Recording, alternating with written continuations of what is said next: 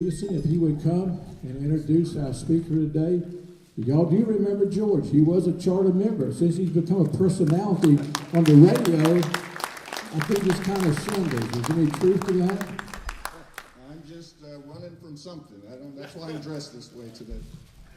Well, it's always a privilege and a great honor to be in front of you. It has been a long time since I've been up in front of you. But I want you to know that's because of Grassroots America, because of the many people who have just given so much volunteer hours, blood, sweat, and tears in the name of freedom and liberty, that I have become a better citizen. I hope you feel that way. I'm sure you do, because for years, like many of you, I was sitting on the sidelines. Well, I'm not sitting on the sidelines anymore, but there's more to do. Eternal vigilance is a tough phrase, isn't it? Self-responsibility for freedom and liberty, those are tough phrases to deal with. But you and I know in this crowd, there's a lot of family that aren't here. I have 7 children, 9 grandchildren and counting now. I'm promised more grandchildren, that's why I say that. So we have a tremendous responsibility for them. It's just overwhelming at times when I look at my little 8 and 9-year-old granddaughters and my 6-year-old grandsons, and then of course, the little ones, to think what they're going to face when they're teenagers, they're adults.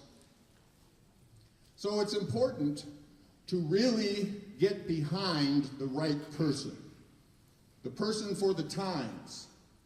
And these, as the good book says, these are precarious times. So we need people who are unafraid, who are prepared for the moment, and who are ready to represent we the people and not their own self-interest. I want to take you back just for a moment, though. I want to take you back, and this is special to me, and I don't know if you remember this, some of you who were here with us from the beginning. This was Glenn Beck, December 15th, 2008. I had the opportunity to be the last in line at a book signing at Hastings. I decided to be the last in line because I wanted to meet Glenn. Now, this date is before we officially started. We officially started February of 2009. So, right around Christmas time, Glenn had that new Christmas book out, and I waited in line, and I said hello to him, and of course, told him that we were fellow Latter-day Saints, and, he gave me a big hug, and I slipped him a little letter.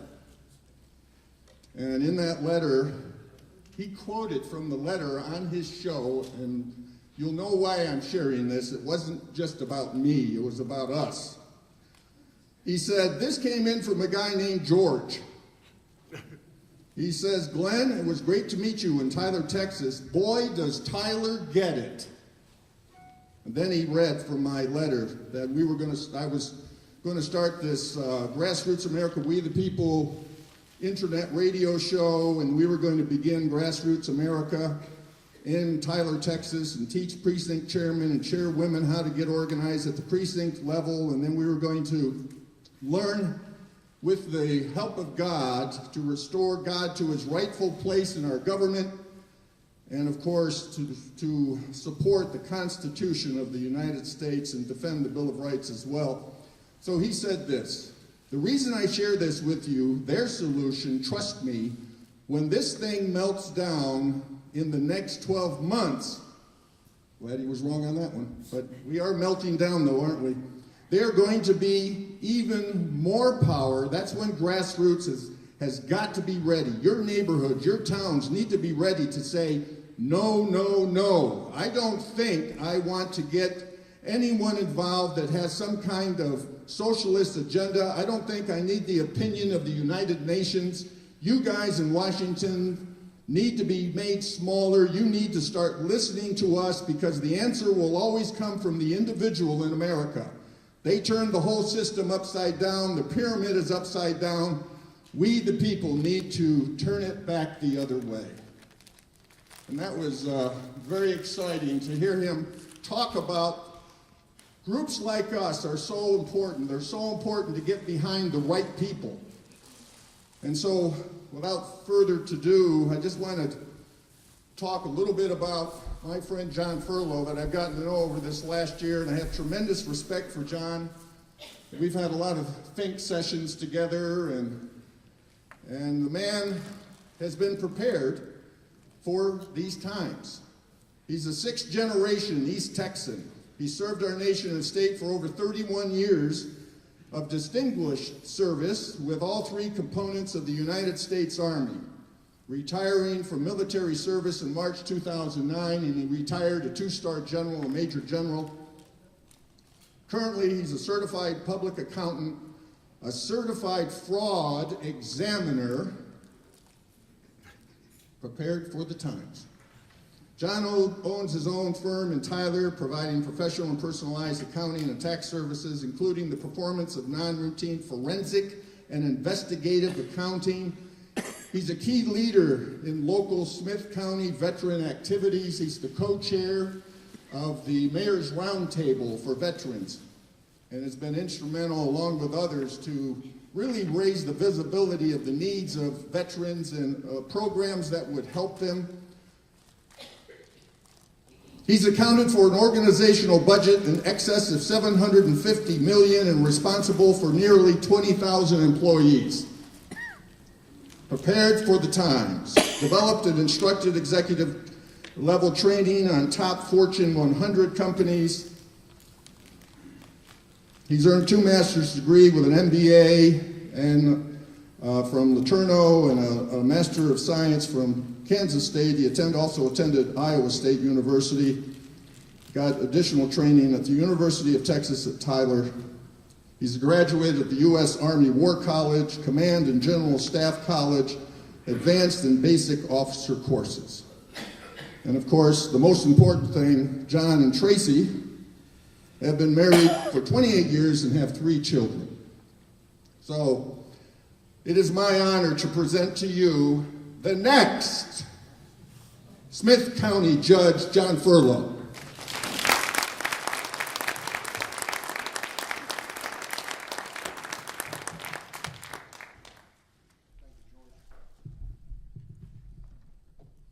Well, thank you so much. It's a great honor to come here and speak to you today. And let me get right out of the way. I come here and humbly ask you for your support and your vote for County Judge of Smith County. And now I'm going to tell you why you need to vote for me. I don't think his mic is on, Jack. Check your power button for the green light. I got a green light. Move it up. Move the mic up then. How's that? Pass on that out. It may be out of battery. It's out, he said. Okay, we'll go back to the backup plan. Just use my best part though. Again, as I started off, I come here to humbly ask you for your support for County Judge, Smith County, and ask for your vote and support in electing me to serve you, not serve myself. I'm not a career politician, never intend to be a career politician, but if you look at my adult life, it's all been serving other people. Whether it's been in civic organization, it's been this nation or state, local organizations, it's all been in service to other people. As George said, I've been married for 28 years. Lovely wife is sitting up here in the front row. She's endured the ups and downs of being involved in the military, involved in civic organizations, and I appreciate that. Love you, babe. I have 3 children, 2 of which are married. My son-in-law is in attendance here. Why don't you stand up, Justin? He's helping me at the campaign. Also works with me in my accounting firm. As I do in all speeches, in all organizations where I get the opportunity to speak at the microphone, I like to recognize the veterans. If you're a veteran or a wife of a veteran, or you have a spouse that's currently serving in the military, Please stand so we can recognize you.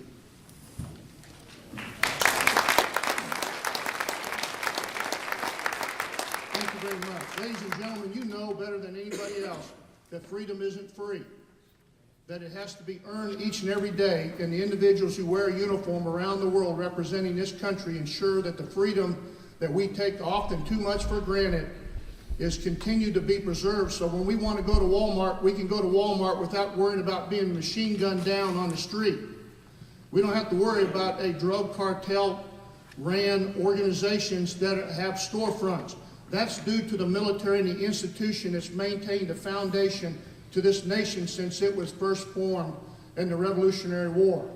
And so I thank each of you for your service, and I thank each of your families for the service, and your children that follow on that are continuing to serve, because this country is worth saving, this country is worth serving for, and it's worth maintaining as to continue the beacon to the rest of the world on the way things ought to be if you do things right. As George mentioned, I'm a local business owner. I own a small business, an accounting firm. I work with 50-odd small businesses and working through them with the pitfalls and the ups and downs of being able to negotiate government compliance, reportings, cash flows, change management, and items such as that. And I assure you the biggest problem that local business and small business has today is not only do they have to decide between what's right and wrong, but they also have to fight the government. The government should never be an adversary of business. And it should not be an adversary of business at this time in our history, especially in East Texas. What's happening and what we're facing in the future is a fact that we're going to see a doubling of population here in the Tyler-Smith County area, and that's going to mean a need for an expansion of our local economy of about 25%. If we are continually jacking with our local government, through our local government to the businesses, we're not going to be able to attain that 25%. We're not going to be able to employ our citizenry. And our employment level is lower here. It's not as low as it ought to be, but it's lower here than it is in other states of the union. But we got to get better. Government needs to be a partner with local business. They need to be a champion of local business. They need to be an ambassador to bringing more business here. Attaining a 25% economic expansion is definitely doing. And currently, there's not an effort in the office holder that I'm competing for in doing that. Matter of fact, business is leaving Smith County at a greater rate than is coming in here. And in comparison to our sisters and brothers over at Gregg County, they're getting it done. So the excuse of bad economic situations and people not wanting to move to this area are just that, excuses. We have an ample opportunity of place here, of being able to, through infrastructure, through the labor pool, through places like trains, accessibility of highways and such, to bring more business here. And we need more business. And that's one of the major focuses that I involve a lot of time in doing and a lot of things working on. And one of the things in our roundtable, working on veteran-owned businesses. One of the keys of an economic growth is the increase of veteran-owned businesses. Nationwide, the rate of veteran-owned business is about 9%. Here in Texas, in the East Texas area, it's only 6%. So we in the roundtable were able to expand that by creating 2 entrepreneurial boot camps to help people who are interested in starting businesses to start businesses, and link them up with a partnership with Tyler Junior College with their economic development people out at the Western campus, to where they have the capability to be successful. And to give you an idea how much of a bird's nest on the ground of these people out there at Tyler Junior College West, those businesses that go through that organization have a 90% success rate at the 5-year mark. When in reality, the rest of the world, it's about 90% failure rate at the 5-year mark. So we can do it. All the things are set up to be able to do that. I want to talk to you about my faith. I'm a believer. I believe in the Lord Jesus Christ. I'm not ashamed of that. Matter of fact, I feel very comfortable sitting in a pulpit. And sometimes I've been asked to speak at churches on spiritual warfare, where you incorporate military strategies into the spiritual world to be able to fight and push back at the enemy. Because, you know, Jerry Boykin's a buddy of mine, and he was right on when he said it in Washington, D.C., that we're in a spiritual war. And if you don't have a foundation in belief, in faith, you're losing your identity. And that's one of the problems with this country, is that our identity has slipped because of our lack of faith and our lack of belief in the Lord Jesus Christ.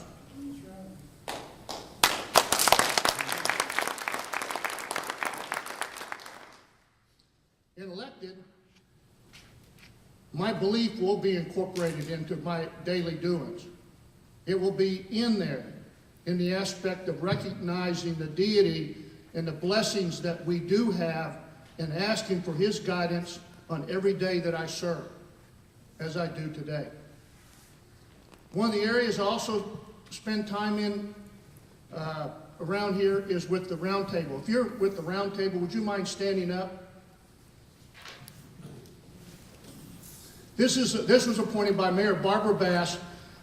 It's called the Veterans and Community Roundtable, and we work on 5 major focus areas: education, employment, housing, mental health, access to medical care for the veteran.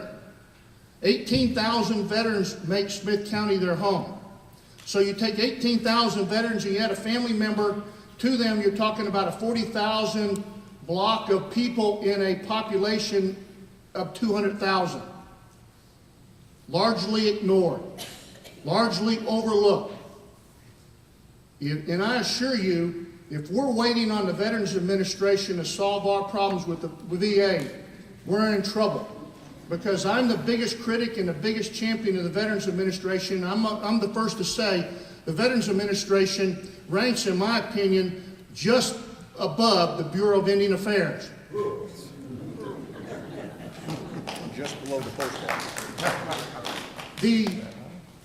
In that aspect of what we've been able to accomplish, mind you, by working in these 5 particular areas, we were recognized by the Department of Defense level organization and received a Sea of Goodwill Award. The Veterans Administration has recognized the city of Tyler as an outstanding community as far as a community blueprint. Now, why is this pretty exciting in the fact that we did this with no money? We did this with no addition to the budget. We did this not being set up next to a military installation or a VA medical center. We just got our kindred spirits together in a passion and moved out and made it happen. And that shows you what the fiber and DNA that still exists in Smith County to make a difference. And that's what I intend to do, is make a difference. My military career is largely documented. The biggest thing that George hit on most of it, but the big thing is that I want to let you know is that I started at the bottom, and through working up to positions of increased bottom line accountable positions, I was successful all the way up to Major General. 31 years of military service that trained me for this time. Now, people look at the military and they don't think of the operational side, but I'm sure the military works with money. You have to go get budgets. You have to spend money. You have to allocate money. You have to have strategic plans and so forth like that. But the fine point of it is 31 years of successive positions of responsibility. Now, those of you folks that know me, and I've been around a lot of my peers, that general officers, there probably wouldn't be room in here for me and them and their ego. And I've worked around a lot of them. I'm a son of a Sergeant First Class World War II veteran that landed at Normandy and went the whole way, and a Korean War veteran who made the military his career. So I understand what it takes. And if you come around my house, a major general takes the garbage out.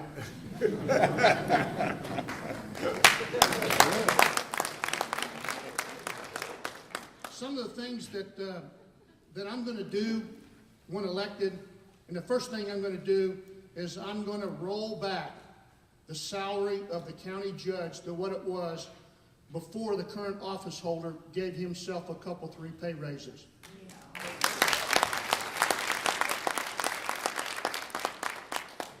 The second thing I'm going to do is there's going to be a legitimate and genuine transparency.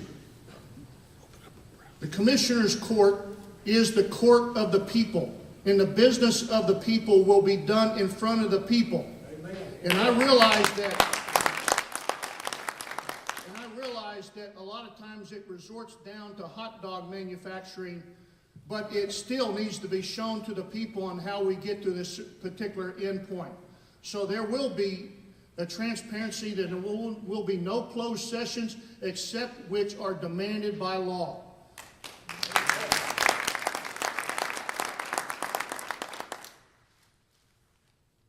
Additionally, as my visits down to Commissioner's Court, one thing that I learned along the way is that those agenda items that are on there that are presented to the public, none will be voted upon unless there's a defined to the public, not behind the scenes, to the public on what that voting on that particular measure is, on an impact to the budget and what it costs the citizens of Smith County.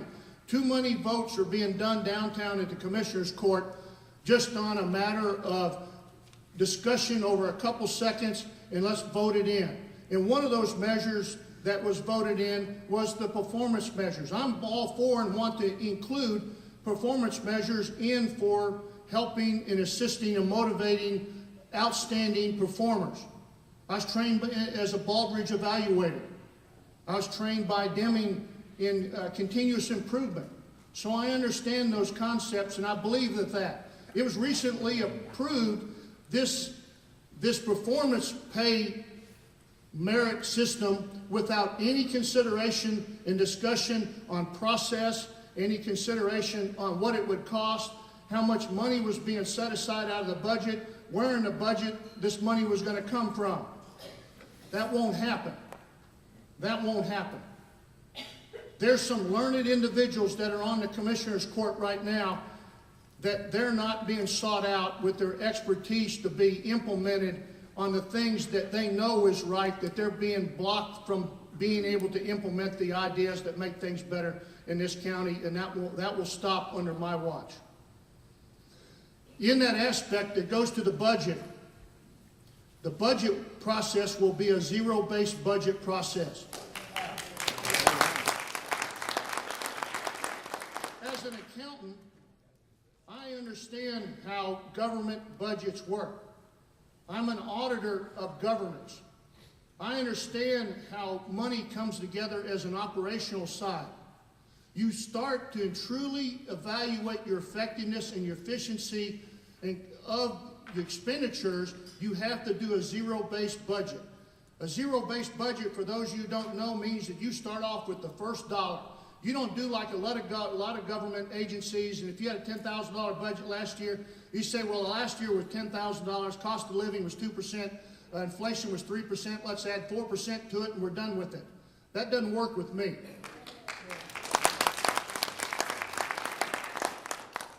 The way we will do it is we'll go dollar by dollar, line by line. There will be nothing hidden. There will be nothing held back.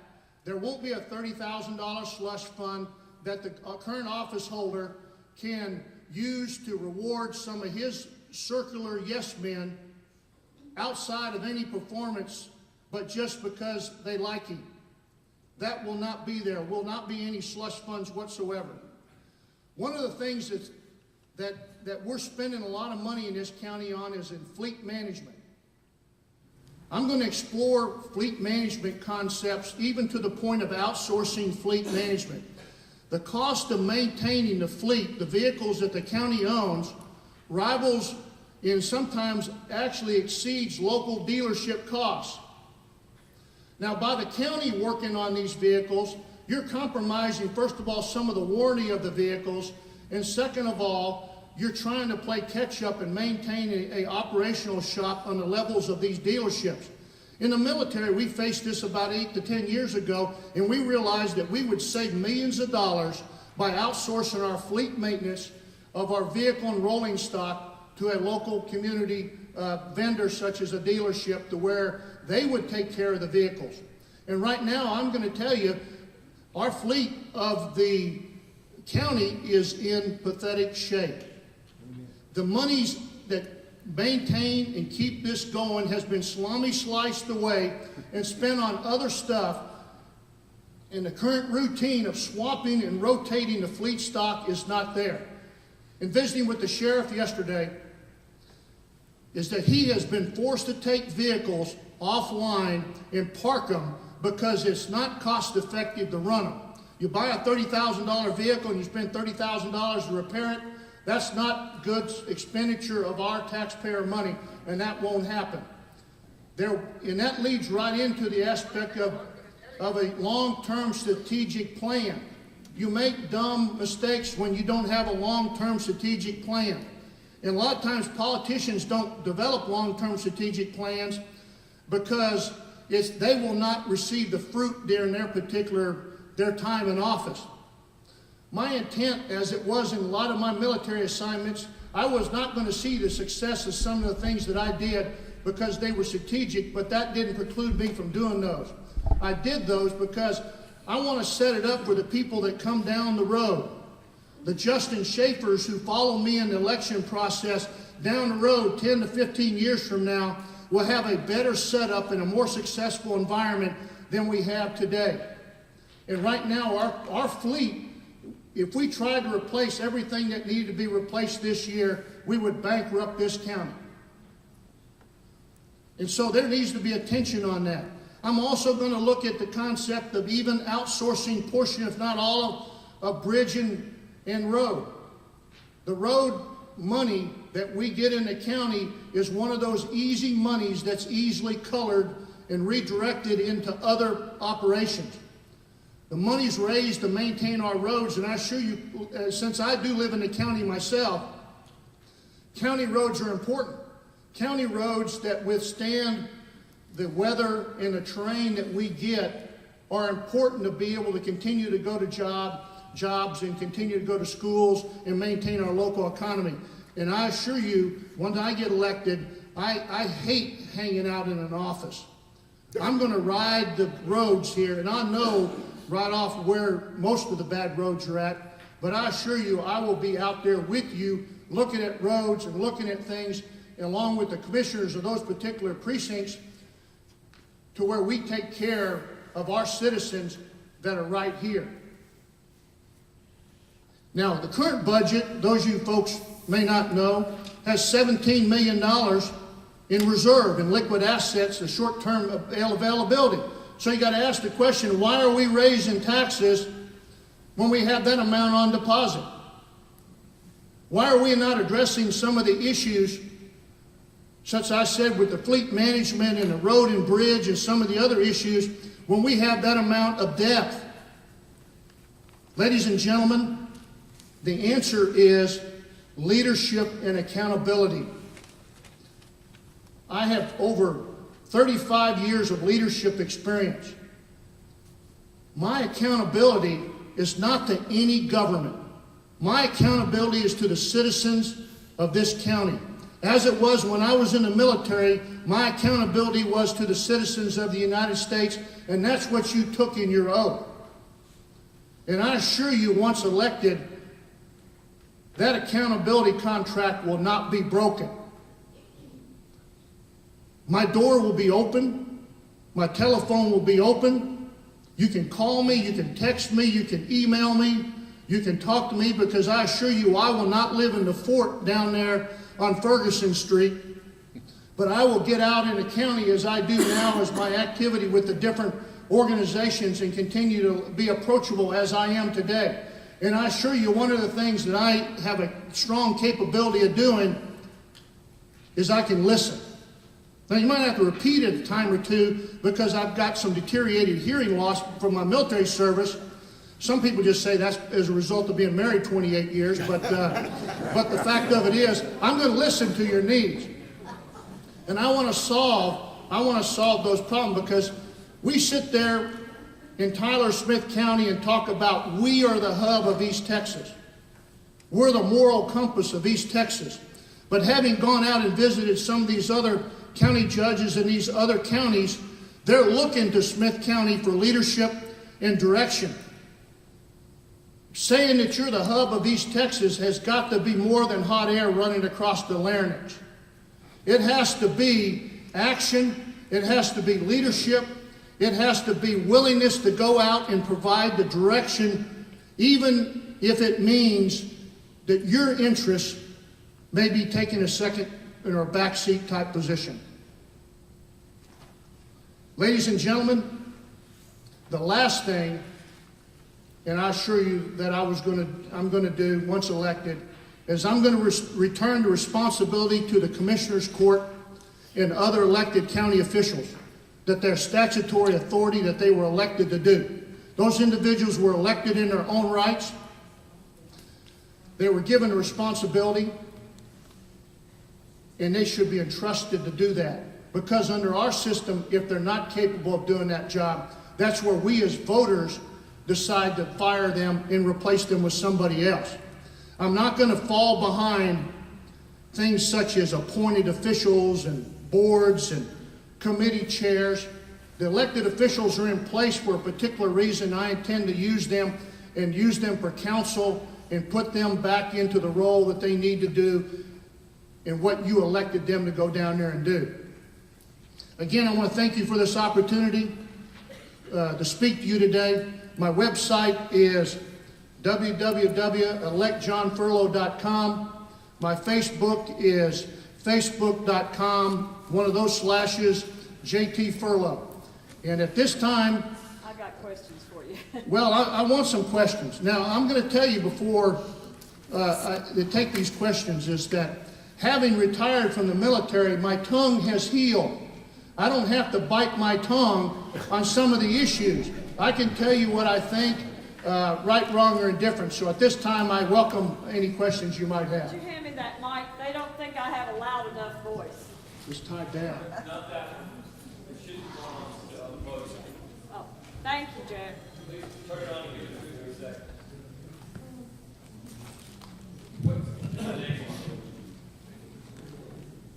Marie? Okay.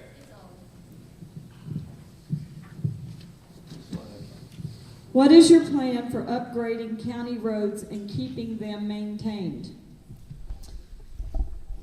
Well, as I mentioned previously, one thing when you sit down and you look at a program like this, you establish a process. And when you do any type of long-term maintenance, you list what needs to be fixed. Now, in order to know what you need to get fixed, you got to know what you need to get fixed. So you put it on this list. And the way I envision working this is that you take this list and you sit down with the commissioners and you sit down with the money that's allocated to that particular project. And then what you do is you typically, based on the money that you have, you cut a line. And you've heard the expression above the line, below the line. The ones above the line, you have the money to fix and you start to work on immediately. The stuff below the line, what you do is you have the capability to either reprogram into next year, or you go find additional resources outside of the county budget to repair those. But the key is the process is going to be open, the process is going to be defined, and the process will be observable by the public on how we do things. But I assure you, because of the state of a lot of the roads in Smith County, it's not going to get fixed the first week. But that's my process, and it's always, we'll make that happen. And that's a fight that I'm very well versed in, of above the line, below the line on priorities, because of military construction and stuff like that. So that's my intent. Now, I also mentioned earlier about the possibility of even outsourcing to a third party. Now, there's some of the advantages of that is you outsource some of that work to a third party. You can't reprogram that money. You obligate that money, you have to give that money to that individual to make those processes happen. But the aspect of it is it needs to be an active, dynamic process, and that doesn't seem to happen today. In your opening, you referred to the unemployment stats. Don't you think that the comparison between the employed and the pool of people employment age includes those of us who are older but available is a better metric? Read that one more time to me, Patty. Okay. When you were referring to unemployment stats, don't you think that the comparison between the employed and the pool of people of employment age, including those who are older but available, is a better metric? Well, in assessing the metrics for unemployment, I mean, you could roll in a few other metrics into that aspect too, such as underemployment, people who are more qualified than the job that they're in, particularly. And it's not necessarily the metric that's at hand. It's the idea of the fact that, for example, in the veterans community, the unemployment rate, depending on what poll you use nationally, is somewhere between about 6% to about 9%. Now, in the unemployment rate for the veterans is about twice that. Now, the bottom line when you deal with unemployment, it's not so much the worry about the metrics that issues unemployment. It's the act of not addressing unemployment, but addressing the expansion of the economy to where you have a growing economy with opportunities for people to select a job that they participate in and be satisfied in the job that they participate in. And whether individuals, it's really kind of a swirl that you got to be careful with when you're talking about age, because you have people that are in the workforce that contributing at the age of 77. And you have people that have left the workforce at the age of 65, and now that they're 2 years at the house, they've done all the honeydoops that they want to do, and they want to get back into the job aspect of it. They do. Like, for example, just this week, there's an individual that is working on their doctorate degree, and they're in their 90s. Now, I'm sure they're going to do more, so age is kind of irrelevant at this stage of defining metrics. To me, the unemployment rate is, we need to grow this economy 25%. You grow this economy 25%, you work and expand the capability and partner as government with small business. You don't have a discussion of unemployment in determining what metrics you're going to use. You have the opportunities and the capability to address the needs that are out there.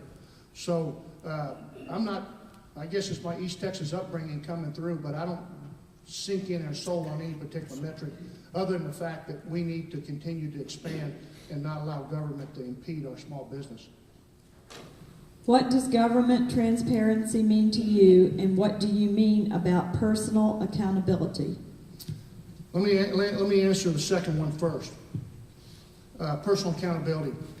The aspect of leadership is lead by example.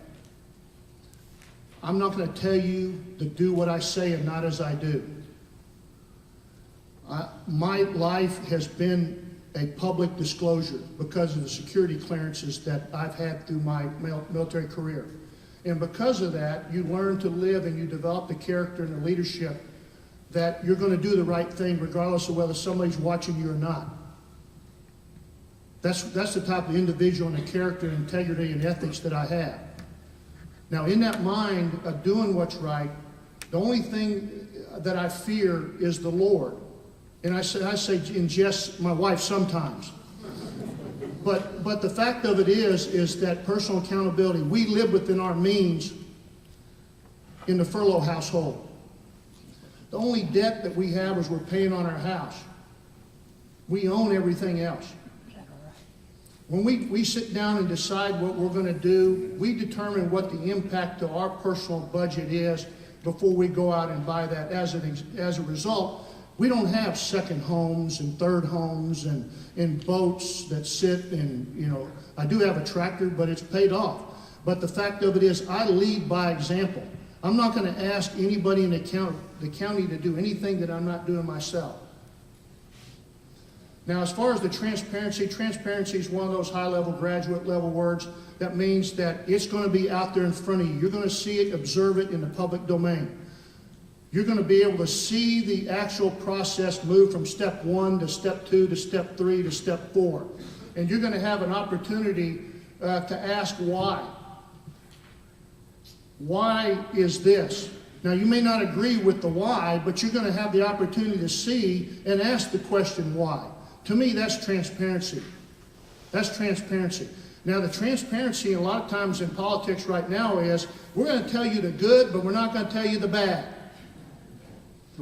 Now, let me tell you what that means to us as Texas citizens. That means that the $30 billion of debt that we have was taken off of the table when we figured the last state budget and the last spending in this last session. So we had 26% increase in spending in the last session. That's not transparency. That's almost dishonesty and unethical. You're not going to see that from me. You're not going to see that from me.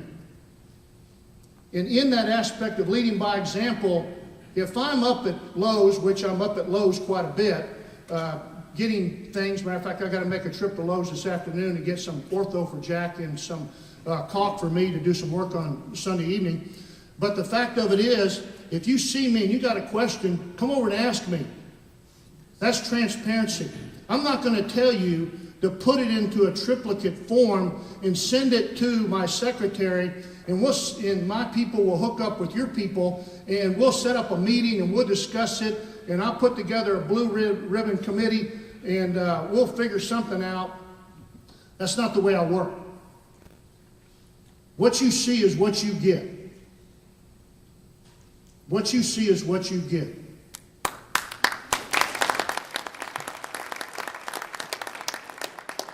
I learned a long time ago, bad news doesn't get better with time. And if you have some bad news, I'm going to tell you. But the aspect behind it is I'm going to help, and we're going to come up with courses of action to solve and address those bad news. But our politicians today, they run like they're running for sophomore class president on popularity of team spirit and terms like that and nice feely stuff. I'm not that guy. I'm not that guy. I'm going to tell you when good is good and bad is bad. And that's the transparency and the personal accountability that I live under on a daily basis. Because I assure you, my belief structure, I believe that one day I'm going to be held accountable for everything I do or I don't do. I'm going to stand in the position of parade rest in front of the Lord, and He's going to go over this issues and address some of the things that I did, and a lot of the times the things you didn't do, and the opportunity to make a difference in the environment and the capability that where you were put at, you're going to be judged. And I live by that faith. I live by that faith. But along that lines, one of the things that I made a comment earlier, that I'm not a career politician, I'm not motivated by money. Those of you people around me, I'm not motivated by money. I'm motivated by helping people and making things better, not only for the people that are around me today, but the people that are coming down the road, down to my grandchildren and your grandchildren and so forth like that. That's what I'm concerned about, making a difference, that this country continues to survive and remains a viability in the world, because let me tell you, having been on every continent of the world, we're the best thing going in the world.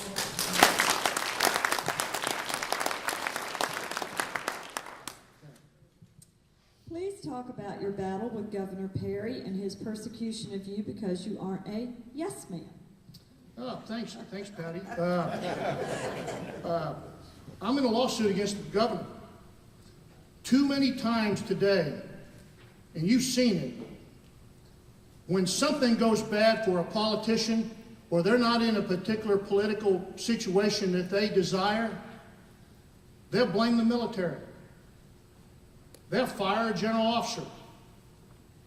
You saw 2 4-star generals fired after Benghazi.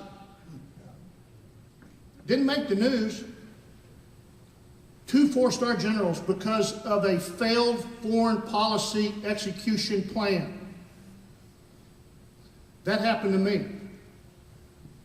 But the aspect was, I happened to be in a Title 32 status rather than a Title 10 status. If I'd been in Title 10 status, I couldn't have done anything. I was in Title 32 status, so I filed a countersuit and took the governor to court. He is in court now with me. That's what I said. I don't fear anything but the Lord. I believe in what's doing is what's right. I'm very open about that situation. And since that point, the governor has asked people to shred evidence. Meanwhile, I'm going to tell you right now, I'm not a Perry guy. I'll just tell you that straight up. He's asked evidence to be shredded. Information's been hidden. You know, he's postponed things, refused to ask questions, and the tenet of our judicial system has been cheapened by his political gain.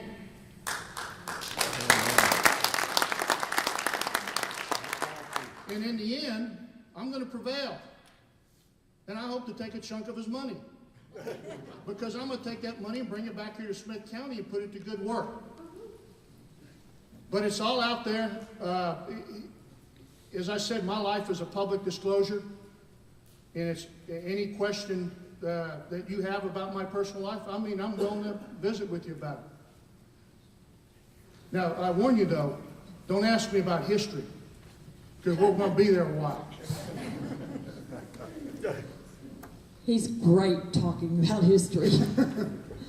Could you please explain the role of the county judge and include your views on emergency management? Okay, emergency management. The county judge is the emergency manager for the county. The way the jurisdiction works, and I having worked natural disasters, the Katrina, Rita, hurricanes, tornadoes, flood, flash, fires, of any type of notable type of natural disaster I've been involved in. People don't realize after Hurricane Rita that followed on Hurricane Katrina, it hit our grid system, which by the way is very fragile, and knocked out an electrical grid about the size of New Jersey. And we were instrumental in getting that back up. It took us about a week to be able to do that. The county judge is the emergency manager. Is that you have to be trained in understanding emergency management. I have the training, I have the experience, but more importantly, the national response plan is very specific on how the cascade works, and it's a bottom-up jurisdiction. The county judge typically signs compacts with surrounding counties that if one county can't get something done, they can ask help from another county and they can get it solved, because you want to solve an issue at the lowest level, because not only is it most cost effective, but it's more efficient in resource usage. And only then that when you cannot accomplish something, you ask for help from higher. As the county judge, we will have a working emergency management system. Matter of fact, I've been working with George Stevenson on Citizens Task Force about increasing awareness of the individuals here and helping the first responders so they can be more prepared to respond to natural disasters, because a lot of the problems on a response is the first responders are not prepared themselves, and they get involved in the engagement area and they don't show up.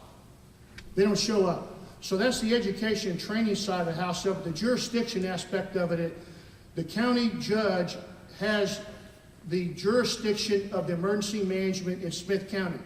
That's irregardless of the governor sending National Guard into his county. Those guardsmen work for the county judge. Having been on the other side and worked with county judges down in the Beaumont area during the flooding time from there, working with those judges in that particular area, it is understood, and I will hold the line and not allow any outside jurisdiction, whether that be state or federal, to come in and dictate what's going on in Smith County. And that's the second part of emergency management. You know, a lot of people don't know that. Let me tell you how well it works. And I tell this story, some of you folks who did. The governor of Florida at the time, his name was Bush. The president of the White House at that time was named with Bush. And right after Katrina, the federal folks on Title 10 wanted to put troops into Florida, uninvited. Well, the governor of Florida told the President of the United States that if you send federal troops to this state, they will be arrested upon sight. Now, I think that adds a little dynamics to the family reunion, but the aspect of it, I know it works, and I know it works firsthand because I'm the poor schmuck in the state of Texas under Hurricane Rita because the governor was a weak-kneed invertebrate at that time and said, Furlow, get in there and tell the president we don't want any of his troops, the federal troops, to come in here and do the emergency management. So I was the guy that went in and told President Bush under Hurricane Rita that we don't need your soldiers. And I'll do the same thing in Smith County. And because of that, I'll have an assessment, involvement, and a trained and efficient emergency management plan that will be easily implemented in conjunction with the sheriff and some of the other agencies that already exist in the county to where we will not be overran by any other jurisdiction. I'm so glad you're ready to tell that story. I love it. If I come before your court and stand before you and speak the truth, will you threaten me with contempt of court the way the current judge did in 2012? That was not me, John. The answer is no. The answer is no. I won't. I don't play that way. At a minimum, I wasn't sure what the question was leading to because, you know, one of the side functions of the county judge is to commit people to insane asylums, and so. But the aspect behind it of it is, if you come and you take the time to come down to Commissioner's Court, I welcome your input. I welcome you to say things. And if it becomes a spirited discussion, then what we do is we'll table it, because obviously if it's at a stage of a spirited discussion, then all the aspects have not been smoothed out and there needs to be some more work done on that particular issue, and I welcome that at that time. And like I said, in my career and who I am, I don't surround myself with yes men. And I totally do not expect people to be yes men. I expect to hear dissenting comments and opinions. I expect people to bring to me issues that may not be in conjunction or parallel to what I was thinking at that particular time, but that's an aspect of leadership. When you tell a person that you're going to hold them in contempt of court, that's a leadership issue. That's a power abuse. I cringed when I heard you say government needs to be a partner to local business. History shows such partnership usually favors one business over another, crony capitalism. Shouldn't government be neutral? The intent of the partnership with business is that government should not be adversarial and obstruction and an obstacle to local business. Give an example. I just had lunch with a local business owner that had a problem with business. Is that a restaurant owner, I could give you his name, had a problem with business because the local government was restricting him from being able to practice what he did. And he wasn't sure why he was being singled out. It was costing him about $18,000 a day in gross revenues. That's what I'm talking about, is government should not create an environment where they create so many obstacles and set you up for failure.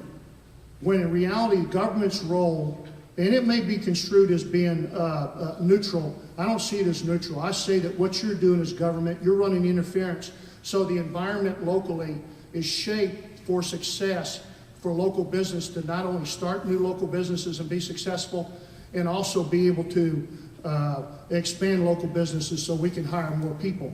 And we in the Roundtable have done that over the last couple of years.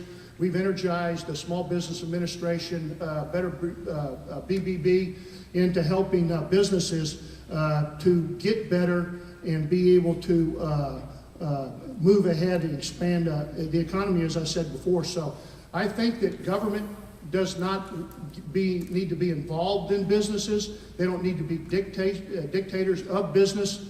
But what they do need to do is they need to run the interference and shape the environment so local businesses can be successful.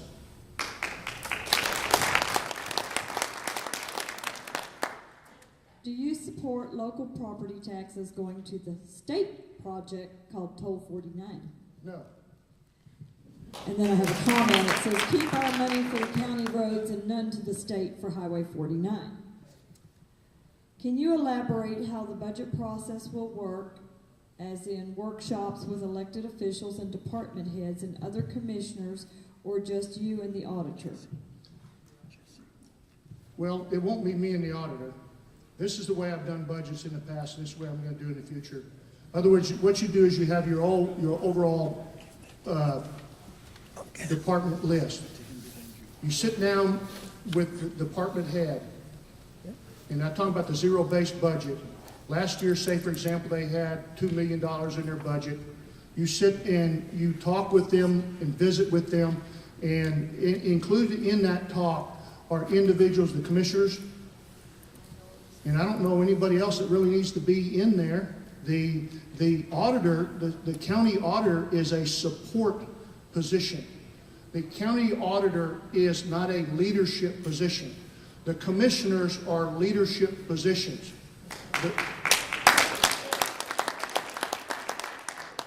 The leaders will sit down and have an adult conversation about that budget, about where they're at. Prior to that time, the guidance will be put out by me is that they need to look over the next 12 to 36 months on expenditures that they anticipate occurring. Again, going back to that strategic long-term business plan. And you have that strategic long-term business plan sitting here. You sit down with that department head and you do what we used to call a hot wash, where you go through the budget from top to bottom. That's not the end of the process. Then you go to the next department and you do that hot wash from the first dollar all the way down to the continued budget. And then what you do is you roll up a draft budget. Mind you, this is a straw man from beginning to end. This is nowhere near the conclusion.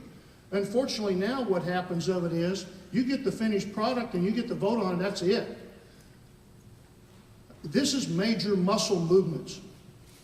The budget and direction is one of the key functions of the Commissioners Court, because once you obligate in that budget, it takes an amended change to that budget in order to move money from one point to the other.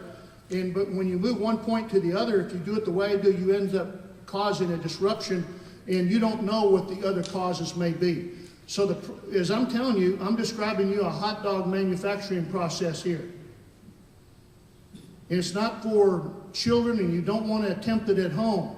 But the fact of it is that it's going to be out front in front of you, and we're going to start from the budget, start with department heads. And just like, for example, I went and visited with the sheriff yesterday. Talked about his needs, how he envisions. He is the leader, the elected leader of that particular department, envisions his department today and where it needs to be 5 years from now. And if you have a leader of a particular department that cannot talk to you in those terms, they need to not be a leader of that department. And that's what we've got. We've got too many yes men just rubber stamping this situation. But the fact of it is, the sheriff was able to clearly articulate where he's at today, what his needs are, in anticipating what the needs are coming down the pike as far as the environment coming. Like right now, human trafficking. Strategic intelligence, one of my areas especially. Human trafficking exceeded drug trafficking about 5 years ago. But we have very little, if any, money allocated for human trafficking in this county. Drug trafficking budget has been slashed. Now, why is that? Those are questions that need to come up. And that comes up during the budget process, and that is the focal point of what the Commissioners Court do on an annual basis. It's not to have the meeting on Tuesday mornings at 9:30 and vote. It's to develop the budget, to run effectively, to move the county from this year beginning to the next year and setting it up for success. And I encourage and welcome any of you folks to come watch it. It's not pretty, I'll tell you right off, being a lot of budget roll-ups and a lot of budget discussions, and it'll make your head split open and your eyes roll back, but that's what needs to happen. Isn't that right, Mike? Another good numbers guy. In the commissioners' meetings, questions are discouraged by the process. Will you add a open mic period, a lineup, and letter fly time so people can publicly air their problems? Oh, absolutely. Matter of fact, absolutely. The way I describe what's been going on now, those of you folks are old enough to remember Kelly's Heroes. You remember the role that Donald Sutherland had, 8-Ball? You know, he was always worried about the gunner from the tank. You know, the guy played on a Love Boat, come in there and telling him about, start telling him bad stuff, and he was saying, well, don't bring me those negative vibes. That's kind of the look that I see down there a lot when people present stuff. No, there's going to be an open mic. There'll be open discussion. Anybody wants to come down and talk, I'll be there all day listening. You know, anybody else want to leave? But that's part of my point of transparency. If you have an issue that you think is worthy enough that you're going to saddle up and come down to the commissioner's court, I'm going to listen to what you have. Now, I don't want a Wendy Davis filibuster, but I do want you to have some of your points that are in place. What is your opinion on no free lunches? Well, the aspect of it is that we found ourselves in this country here that we got about half of the people that are working to give the other half a free lunch. And I'm really not for that. And that's why we've worked hard, even on the round table, to help develop people to get in skill sets through job fairs and helping individuals get to particular success points in their life. Because I don't think that the intentions of our country was to carry a great portion of our citizens on our backs.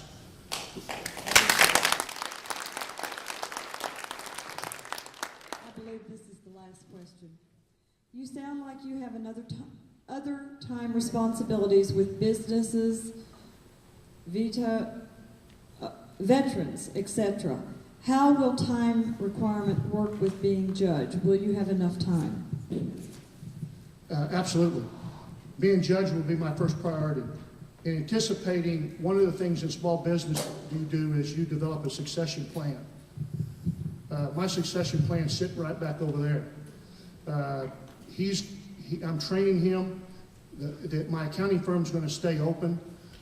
I've altered my client acceptance, especially in the audit area, to where I've ramped it down to where we only have just a couple audit clients at this particular time. And so the accounting firm, it will not be a distractor at that point. But let me tell you about how I work. And I say that in seriousness, is that the being judge and serving you folks will be my top priority. And I have, in my adult life, I have worked extremely hard. And to me, my definition of working a half a day is 12 hours. And I think that sometimes eating and sleeping is a sign of weakness. But I assure you that you in the job will be first. And I've set my personal life up to do that also. Now, the veterans issue of it is the way the veterans movement or the veterans addressing goes along with my leadership style. It's not an authoritative micromanagement type deal. It's kind of like when you go out and you start a brush fire. You start a little brush fire here, you start a brush fire here, you start a brush fire here.